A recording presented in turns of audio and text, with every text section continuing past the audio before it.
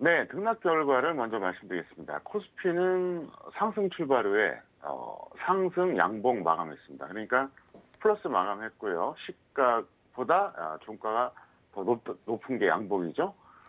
그런데 이제 그 장중에는 이제 5일선을 돌파했다가 다시 밀려서 끝났다. 이제 이게 좀 특징이 되겠고요. 코스닥은 오늘 하락 출발했어요. 그러니까 코스피하고는 반대겠죠. 근데 역시 상승 양봉 마감했습니다. 그래서 결과는 좋았다 이렇게 말씀드릴 수 있는데 코스닥은 아직은 5일선과는 좀 다소 괴리감이 있다. 뭐 이렇게 설명을 드렸습니다. 등락 원인은 좀 전에 김은혜 씨가 코멘트한 거랑 같습니다. 수급으로 본다 그러면 오늘 코스피에서는 외국인 프로그램 뭐 양쪽에서 매수가 들어왔고 삼성전자가 상승을 해줬죠. 전기전자 업종이 어쨌든 좋았는데 제가 이제 이것도 좀 이따 다시 이제 어떤 추가적인 내용을 좀 얘기를 하겠습니다. 그리고 코스닥은 오늘 좀 뭐랄까요, 플러스 나왔는데 외국인이 매도 나왔고 시가총액 1위 종목 셀트리온 헬스케어가 급락을 했죠. 그것 때문에 좀 아쉬운 어떤 그런 반등이었다 이렇게 볼 수 있겠고요. 특이사항으로 본다 그러면 오늘 코스피 코스닥이 정반대죠. 코스피는 상승률 1위 업종이 전기전자였어요. 반대로 코스닥은 하락률 1위 업종이 유통업입니다. 유통업이 왜 중요하냐? 셀트리온 헬스케어가 있기 때문에 그런 거예요. 셀트리온 헬스케어가 코스닥에서 시가총액 1위 종목인데 이게 이제 그 코스닥에서 유통업에 포함됩니다. 그래서 어떻게 보면은 시가총액 1위 종목이 포함된 그 업종이 코스피는 전기전자고 코스닥은 유통업인데 코스피에서는 시총 1위 종목 삼성전자가 있는 전기전자가 상승률 1위인데 코스닥은 시총 1위인 셀트리온 헬스케어가 있는 유통업이 하락률 1위였다는 거죠. 굉장히 특이하다 이렇게 볼 수가 있겠습니다. 그리고 이제 제가 2019년 내내 저는 한머니 가능성이 있다고 봤는데 이게 있어요. 외국인이 똑같이 매수해도 뭐랄까 좀 결이 다릅니다. 그러니까 한머니성 자금, 다시 말하면 좀 약간 투기성 자금이라고 표현하죠. 이런 그 외국인 매수가 있고요. 일반적인 어떤 그런 그 형태의 외국인 매수가 있는데 차이가 있습니다. 한머니성 외국인 자금은요, 특정한 업종에 집중합니다. 반면에 중장기 추세를 보고 들어오는 일반적인 외국인 매수는요, 여러 업종을 골고루 매수해요. 이게 벌써 달라요. 그리고 한머니성 그 자금은 단기에 이 매수 자금이 급증합니다. 그런데 중장기적으로 추세적으로 들어온 그 외국인 매수는 서서히 증가합니다. 무슨 얘기냐? 예를 들어서 한머니가 들어오면 뭐 5일 만에 1조 들어올 게 일반적인 외국인 매수는 1조 들어오는데 2, 3주 걸린다는 거죠. 그래서 이걸 왜 말씀드리냐? 한머니성 투기자금 같은 경우에는 특정한 업종에 집중하고 단기에 굉장히 많이 매수 자금이 들어옵니다. 이건 반대로 해석하면 빠져나갈 때도 무섭게 빠져나간다는 거죠. 그런데 중장기 추세를 보면서 들어오는 외국인 매수 자금은 특정한 업종보다는 전반적으로 이렇게 매수가 들어옵니다. 그러니까 우리나라 그 어떤 특정한 업종을 사는 게 아니라 대한민국 주식시장을 사는 거죠. 전체적으로 골고루 들어오니까. 그리고 길게 보고 투자하기 때문에 조금이라도 싸게 매수하려고 절대로 무리를 안 합니다. 그래서 저는 사실 이 외국인 매수 어떤 그 데이터가 나와도 이걸 분석을 합니다. 이게 단발성인지 아닌지. 그래서 제가 2019년이 단발성이라고 계속 얘기를 했던 거예요. 물론 뭐 여기서 지수가 더 갈 수도 있겠죠. 그런데 어쨌든 최근의 트렌드를 보면은 허무하게 무너지지 않습니까? 그래서 이제 그걸 좀 말씀드리겠고요. 차트로 한번 설명을 추가적으로 드리겠습니다. 차트 보시겠습니다. 오늘 코스피 같은 경우에는 오늘 어쨌든 양봉 마감인데 좀 윗꼬리가 달렸습니다. 5일선 돌파 못한 게 조금 아쉽긴 하고요. 그 다음에 코스닥도 이제 플러스 양봉으로 끝났는데 오늘 시가가 마이너스였습니다. 그래서 나름대로는 이제 양호했다 볼 수 있겠고요. 그리고 이제 전기전자 한번 볼까요? 이거 원래 준비를 안 했었는데 제가 보여드릴게요. 전기전자 같은 경우에는 현재 보시는 것처럼 어제에 비해서 갭상승해서 양봉 나왔습니다. 그래서 굉장히 셌죠. 이 덕분에 올라간 거예요. 이게 아니었으면 오늘 올라가지 못했고, 삼성전자가 올라가는 것은 이제 화웨이 사태에 따른 어떤 그 변수 때문에 그렇습니다. 어떻게 보면 반사적인 이익을 얻었다고 봐야죠.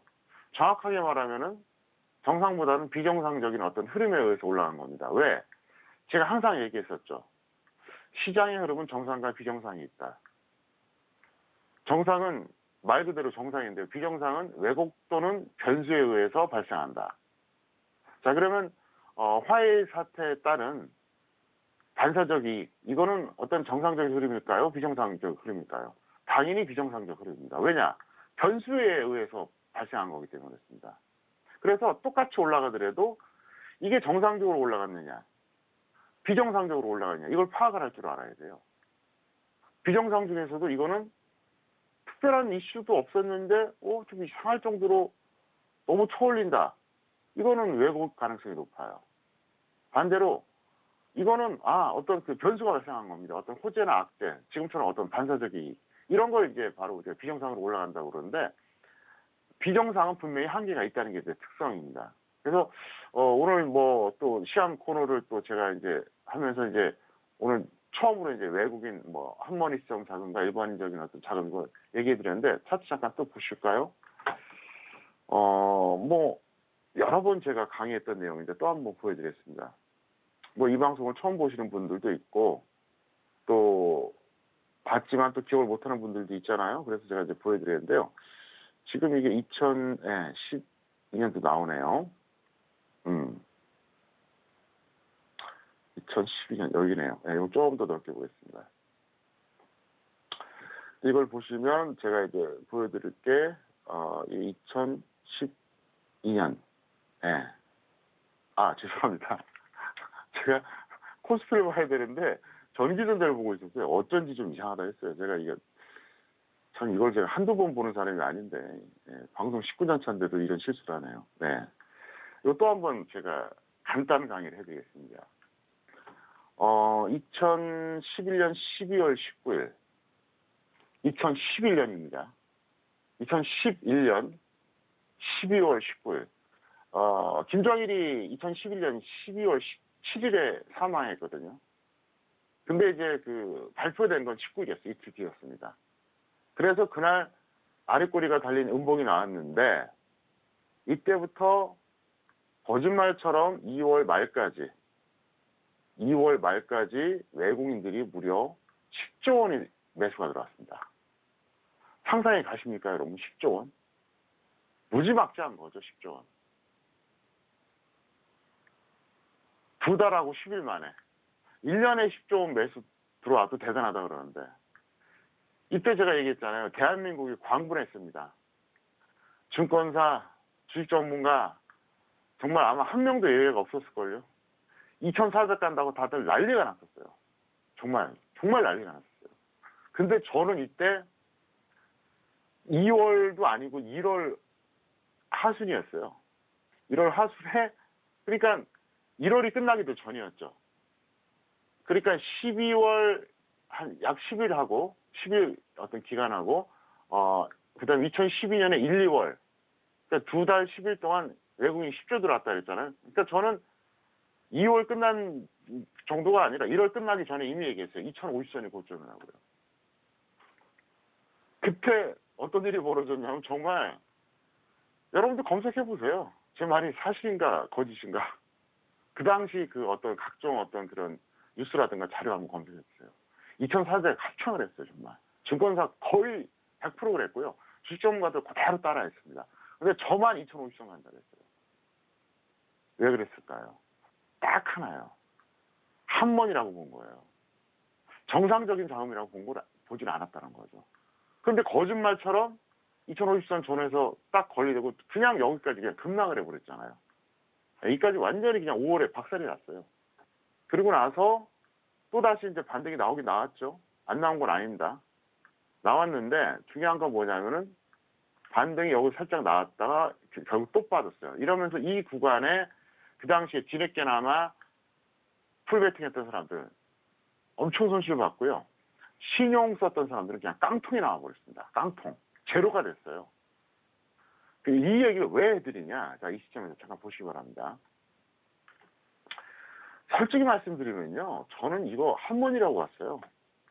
제가 이제 어제 방송에서도 이제 그렇게 얘기했었는데 2250선까지 갔는데 이게 정상적으로 가려면 아무리 높아도 2150, 낮으면 2100이 정상이다. 이렇게 얘기했거든요. 그러니까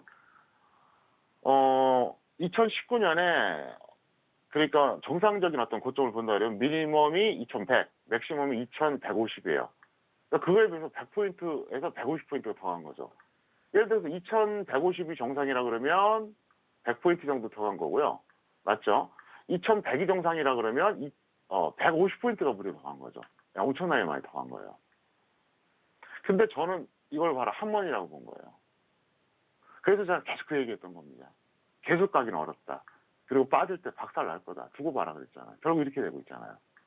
악재 나와서 밀렸다고요? 꼭 그렇지만도 않아요. 아무리 악재가 나와도요. 수급이 조금 올라갈 수가 있습니다.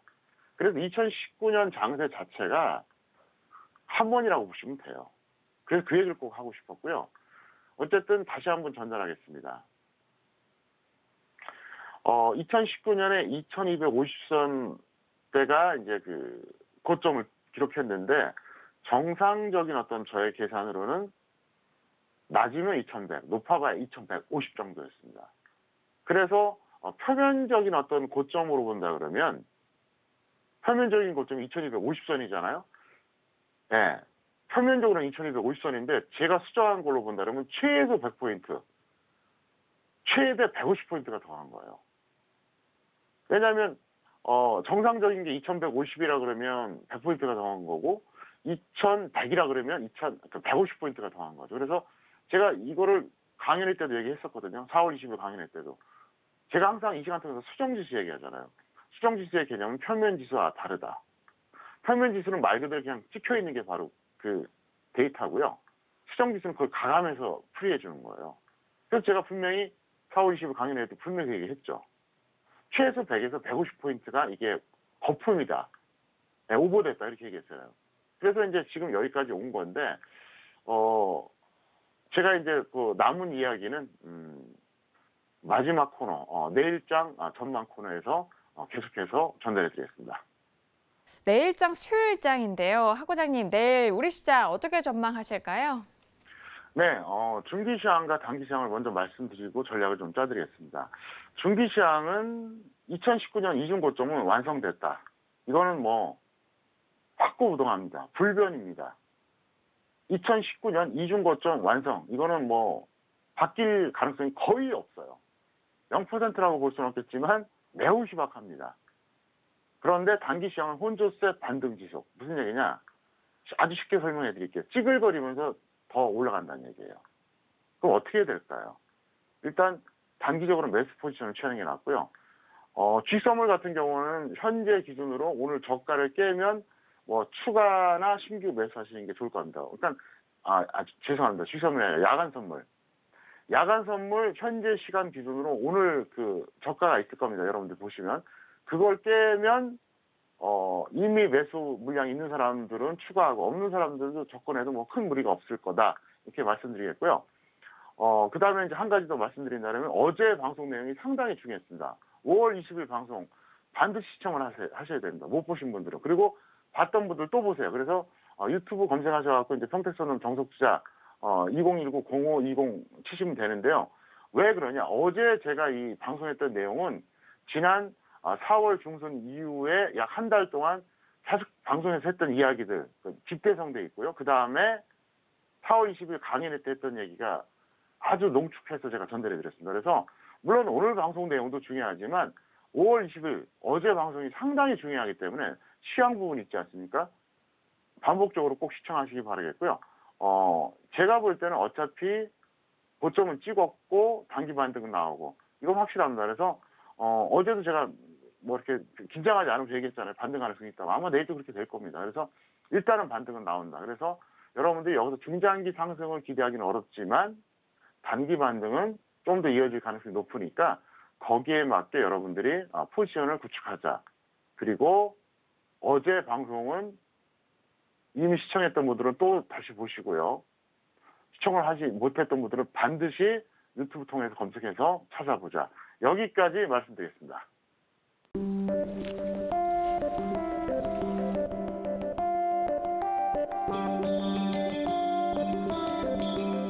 글로벌 경제 채널 서울경제TV